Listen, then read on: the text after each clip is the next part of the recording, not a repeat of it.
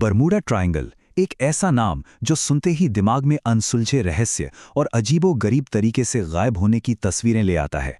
एक ऐसी जगह जहां कहा जाता है कि जहाज और हवाई जहाज बिना कोई सुराग छोड़े हमेशा के लिए खो जाते हैं। लेकिन क्या इन कहानियों के पीछे का सच वाकई उतना ही रहस्यमयी है जितना हम सोचते हैं, या फिर जवाब कहीं और ही छिपा है? तो इस सफर में हम क्या क्या जानने वाले हैं? सबसे पहले हम फ्लाइट 19 के गायब होने की उस मशहूर कहानी को जानेंगे।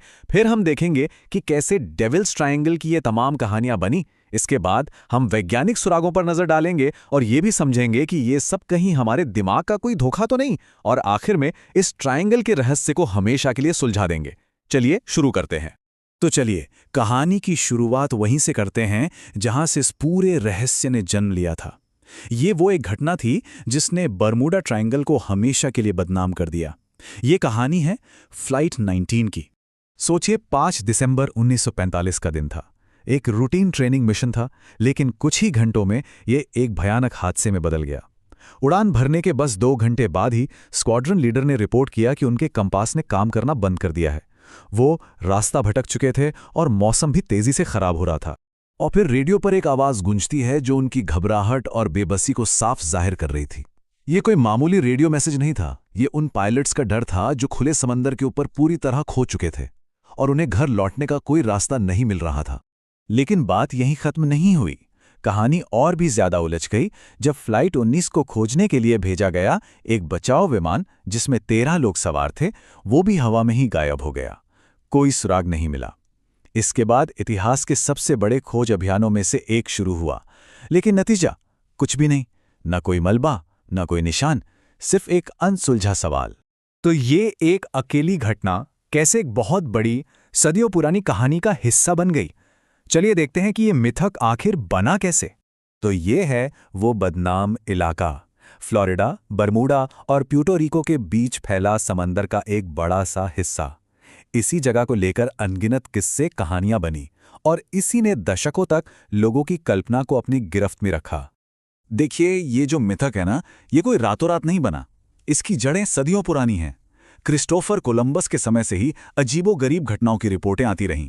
फिर 1918 में यूएसएस साइक्लॉप्स जैसे बड़े जहाज गायब हुए और धीरे धीरे ये कहानियां जुड़ती चली गई। लेकिन क्या हर कहानी में कोई अलौकिक ताकत ही होती है? अब जरा इन डरावनी कहानियों से हटकर विज्ञान और तर्क की दुनिया में चलते हैं और इन रहस्यों के लिए कुछ तार्किक जवाब ढूंढते हैं। यही वो सवाल है जो हमें इस कहानी को एक मिथक की तरह मान लेने के बजाय इस पर सवाल उठाने के लिए मजबूर करता है। तो पहला वैज्ञानिक सुराग छिपा है हमारे नेविगेशन के तरीके में ही। हमें लगता है कि कंपास हमेशा सही उत्तर दिशा दिखाता है ना? पर असल में कहानी इतनी सीधी नहीं है। देखिए, पृथ्वी का जो ज्योग्राफिक नॉर्थ पोल है और जो मैग्नेटिक नॉर्थ पोल है, वो 2 अलग अलग जगह हैं, और यही फर्क पायलट्स और नाविकों के लिए बड़ा कंफ्यूजन पैदा कर सकता है। और मजे की बात यह है कि बरमूडा ट्रायंगल दुनिया की उन कुछ खास जगहों में से एक है जहां से एक एगोनिक लाइन गुजरती थी। ये वो जगह है जहां मैग्नेटिक नॉर्थ और ट्रू नॉर्थ एक सीध में आ जाते हैं। अब जो नाविक इसके लिए तैयार नहीं होते थे, उनके लिए ये स्थिति बहुत बड़ा भ्रम पैदा कर सकती थी। शायद यही वजह थी कि कोलंबस के ज़माने से ही कंपास में गड़बड़ी की रिपोर्टें आती थीं। और जब हम इन सारी चीज़ों को एक साथ रखकर देखते हैं, जैसे कि अचानक आने वाले भयानक तूफान, गल्फ स्ट्रीम की वो तेज़ धारा जो किसी भी मलबे को मिनटों में दूर बहा ले जा सकती है, और समुद्र के नीचे से निकलने वाली मीथेन गैस जो पानी के घनत्व को कम करके जहाज़ों को डुबो सकती है, तो एक तस्वीर साफ होती है। ये इलाका असल में प्राकृतिक खतरों का एक संगम है। चलिए अब सबसे मजबूत वजह की तरफ बढ़ते हैं, और इसका लेना देना समंदर से कम और हमारे दिमाग की साइकोलॉजी से ज्यादा है। ये सवाल हमें सोचने पर मजबूर करता है कि कहीं ऐसा तो नहीं कि इस पूरी कहानी की चाबी हमारी अपनी सोच में ही छुपी हो। ये एक बड़ा ही दिलचस्प साइकोलॉजिकल सिद्धांत है। इसे ऐसे समझिए, जैसे जब कोई एक नई कार खरीदता है तो अचानक उसे वही मॉडल सड़क पर हर जगह दिखने लगता है। ऐसा नहीं है कि वो कारें अचानक बढ़ गईं, बस हमारा दिमाग उस पर ज्यादा ध्यान देने लगता है। और ठीक यही हुआ बरमूडा ट्रायंगल के साथ। जैसे ही रहस्यमयी ट्रायंगल की कहानी मशहूर हुई, हमारे दिमाग ने उस इलाके में होने वाली हर छोटी बड़ी दुर्घटना पर खास ध्यान देना शुरू कर दिया। वो एक मेंटल मैग्नेट बन गया। जबकि दुनिया के दूसरे समंदरों में होने वाली वैसी ही त्रासदियों पर किसी का ध्यान ही नहीं गया।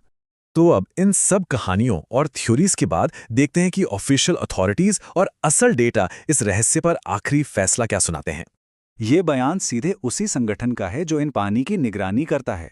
यानी वो साफ तौर पर कहते हैं कि ऐसा कोई खतरनाक एरिया है ही नहीं। उसकी जो खतरनाक वाली इमेज है उसे वो सिरे से खारिज करते हैं। और सिर्फ कोस्ट गार्ड ही नहीं, नोए यानी अमेरिका की national oceanic and atmospheric administration भी यही मानती है। वैज्ञानिक तौर पर इस इलाके में होने वाले हादसे दुनिया के किसी भी दूसरे व्यस्त समुद्री इलाके से ज्यादा नहीं हैं। ये नंबर क्या है? ये है 0, 0। इतनी बार बर्मुडा ट्रायंगल का नाम WWF के 2013 की शिपिंग के लिए दुनिया के 10 सबसे खतरनाक समुद्री इलाकों की लिस्ट में आया, मतलब एक बार भी नहीं। तो सवाल ये उठता है कि अगर खतरा समुंदर में नहीं बल्कि एक अच्छी कहानी को सुनने और सुनाने के हमारे शौक में है, तो ऐसे और कितने रहस्य होंगे जो असल में हमारे दिमाग का ही एक खेल है। शायद सबसे बड़ा रहस्य समुद्र की गहराइयों में नहीं बल्कि एक अच्छी कहानी के लिए हमारी अपनी चाहत में छिपा है। ये सोचने लायक बात है ना?